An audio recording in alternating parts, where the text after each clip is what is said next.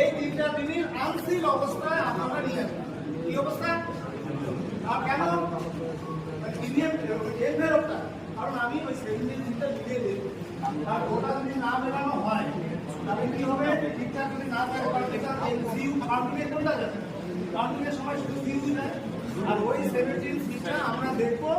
ওই 17 সিট আপনি তাকে বলে নেবেন অনলাইনে কত ভোটার টার্ন আউট হলো, ঠিক আছে? ভোটার টার্ন আউট রিপোর্ট এবং তারপরের দিন যে আমাদের স্ক্রুটিনি হয়, অবজারভার যে আসে, ইন প্রেজেন্স অফ অবজারভার আমাদের কিছু কিছু polling station different kind of analysis করে আর কি সেটাকে স্ক্রুটিনির মধ্যে আসে।